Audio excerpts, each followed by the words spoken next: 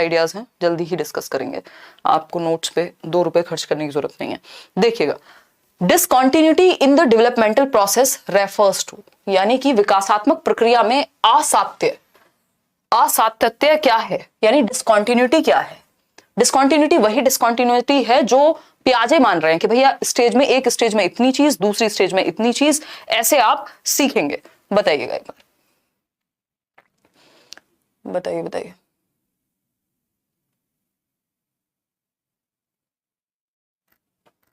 ये देखो, कुछ लोगों का कुछ नहीं किया जा सकता, इनसे मेहनत तो होती नहीं है, बातें दिलवा लो कितनी भी।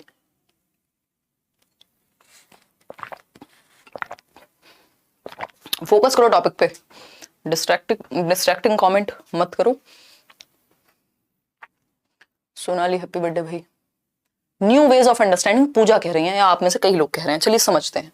अगर हम बात करते हैं किस चीज की, क्वेश्चन नंबर 3 की, तो डिसकॉन्टिन्यूटी यानी विकासात्मक प्रक्रिया में असातत्य के जब हम मायने की बात करते हैं तो पहला ऑप्शन है new ways of understanding the world that emerge during the process of development, यानी विकास की प्रक्रिया के दौरान उभरने वाले नए तरीके जो संसार को समझने में मदद करते हैं। बात तो सही लग रही है। Negative breaks in the developmental process, discontinuity का मतलब ये नहीं है कि एक स्टेज जन्म से 2 वर्ष में इतना डेवलपमेंट हुआ, अब ये रुक जाएगा, इसके बाद इतना होगा, ऐसा नहीं होता है ना। प्याजे की स्टेज ये थोड़ी कह रही है पहले की जो क्षमताएं हैं वो आएंगी, जो सेंसरी मोटर में आ चुका है वो अब प्री ऑपरेशन में खत्म हो जाएगा, ऐसा थोड़ी कहा है। A downward negative trend in development, ये डाउनवर्ड नेगेटिव नहीं है ना, ये नीचे की तरफ नहीं जा रहा, ये बुरे के लिए डेवलपमेंट नहीं है। इंटरफेरेंस इन दी डेवलपमेंटल प्रोसेस, यानी विकास की प्रक्रिया में हस्तक्षेप डिसकॉन्टिन्यूटी है, जी नहीं। ये क्या है? डिसकॉन्टिन्यूटी यहाँ एक पॉजिटिव बात है, उसका मतलब है new ways of understanding the world that emerge during the process of development, यानी विकास की प्रक्रिया के दौरान उभरने वाले नए तरीके जो संसार को समझने में मदद करते हैं। मतलब एक स्टेज में ये चीजें आई, दूसरी स्टेज में कुछ और चीजें आएंगी जो आप दुनिया की समझ आपकी बेहतर होगी कि अब आपके अंदर लॉजिक आ चुका है कॉन्क्रीट ऑपरेशनल में, तो अब आपकी दुनिया की समझ बेहतर होगी। स्टेजेस में बांटना है सिर्फ डिसकॉन्टिन्यूटी यहाँ पे, इसका मतलब ये नहीं है कि डेवलपमेंट रुक गया है। तो न्यू वेज ऑफ अंडरस्टैंडिंग जो टाइम के साथ, स्टेज के साथ डेवलप होते हैं। ठीक, ए ऑप्शन। क्वेश्चन नंबर 4 देखिएगा। इस बार पेरेंटिंग स्टाइल्स पे कई क्वेश्चन आए हैं। ये 4 तरह की पेरेंटिंग स्टाइल होती हैं जो हम डिस्कस करते हैं। अथॉरिटेटिव स्टाइल, इस पे अभी मैं बता भी दूंगी।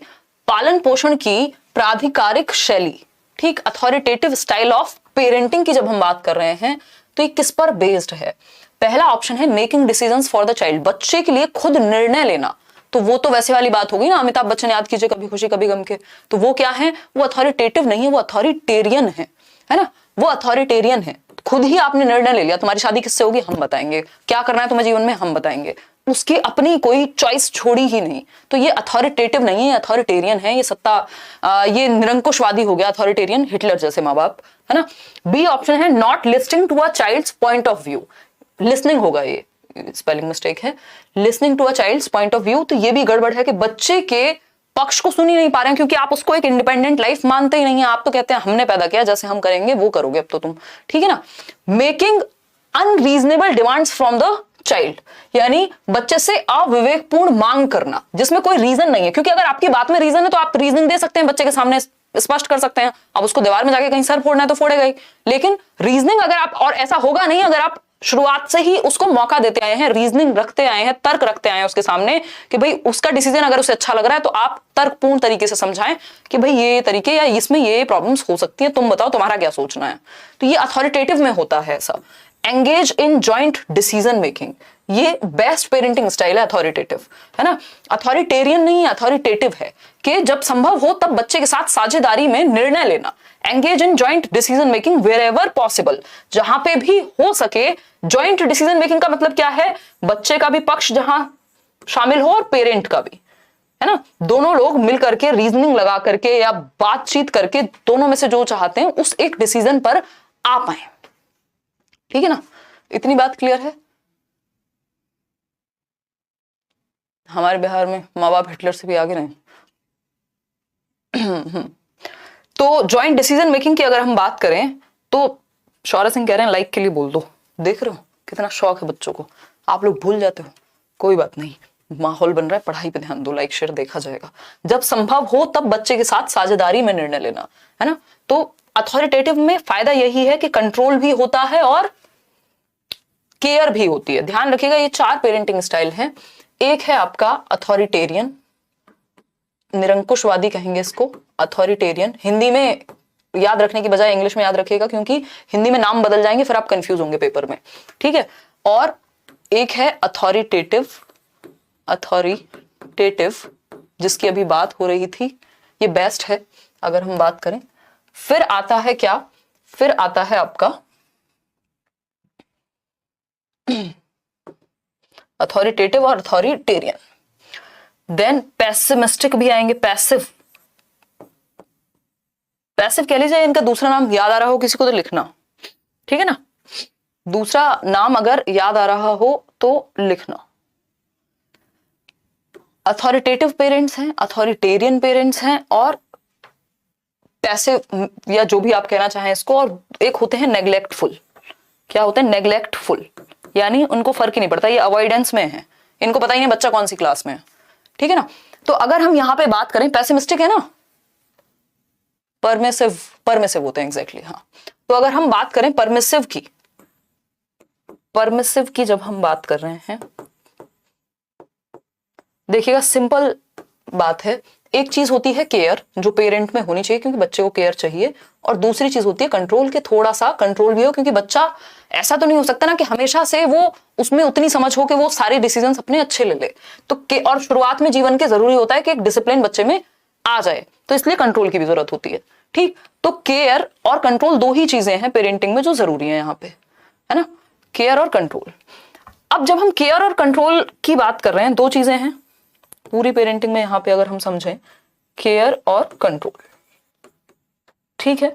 अब केयर और कंट्रोल की जब हम बात करेंगे तो यहाँ पे अथॉरिटेरियन में केयर भी ज्यादा है और कंट्रोल भी ज्यादा है ना, कंट्रोल भी ज्यादा है और केयर भी ज्यादा है, यानी कंट्रोल भी अप है और केयर भी अप है, बेहद कंट्रोल बेहद केयर, है ना, कि भाई जो हमने कह दिया वही करोगे, या कंट्रोल कई बार लो भी हो जाती है इनकी। अगर अथॉरिटेटिव की बात करें तो केयर अप है, कंट्रोल भी, यहां कंट्रोल भी अप है, एक तरह से ये कह सकते हैं। यहां पे केयर डाउन हो जाएगी, यहां पे केयर डाउन हो जाएगी, ठीक। केयर परमिसिव में क्या है, परमिसिव में केयर भी लो और कंट्रोल भी लो, कुछ भी करो कोई मतलब नहीं है।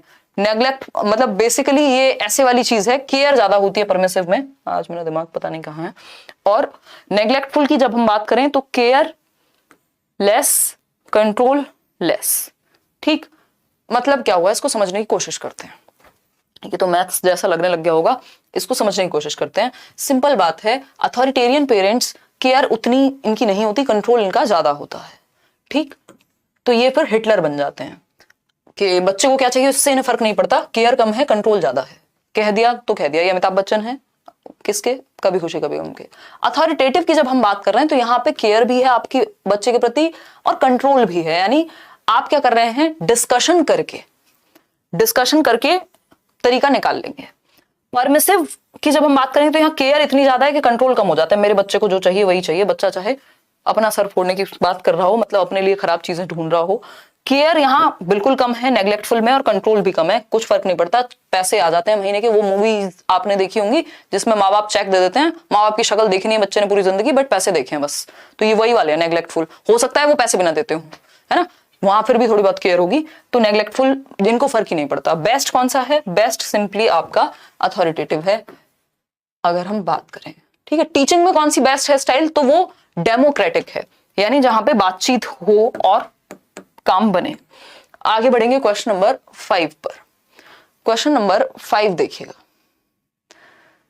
क्वेश्चन नंबर 5 क्या कहता है, अकॉर्डिंग टू जीन पियाजे, यानी पियाजे के अनुसार the process of developmental changes takes place, जो विकासात्मक परिवर्तनों की श्रृंखला है वो होती है through which of the following specific cognitive functions. मतलब जीन पियाजे के अनुसार विकासात्मक बदलाव की प्रक्रिया निम्न में से किन विशिष्ट संज्ञानात्मक प्रकारों द्वारा घटित होती है, यानी कौन से कॉग्निटिव फंक्शंस हैं जिसके द्वारा बच्चे में डेवलपमेंटल चेंजेस आएंगे, वो अपने स्कीमा को अपडेट कर पाएगा, अपनी समझ को बेहतर कर पाएगा, किसके द्वारा, क्योंकि वो संज्ञान की बात कर रहे हैं पियाजे।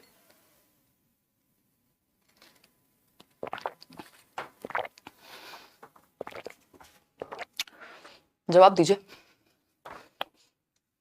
बताइएगा फटाफट।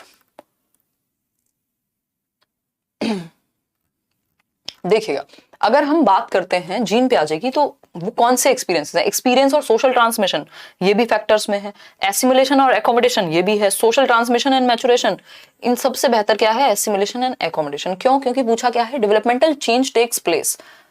स्पेसिफिक कॉग्निटिव फंक्शन, जब आप संज्ञानात्मक समझ की बात कर रहे हैं, उसको अपडेट करने की बात कर रहे हैं, तो एसिमुलेशन और एकोमोडेशन ये दोनों अडेप्टेशन यानी अनुकूलन की प्रक्रिया में आते हैं। मतलब कुछ ऐड करना और कुछ चेंज करना, ठीक, दोनों अडेप्टेशन की प्रक्रिया में आते हैं। आगे बढ़ेंगे तो अडेप्ट करके ही हम अपने डेवलपमेंटल चेंजेस पाते हैं, क्योंकि दिमाग से रिलेटेड चेंजेस की ही पियाजे बात कर रहे हैं।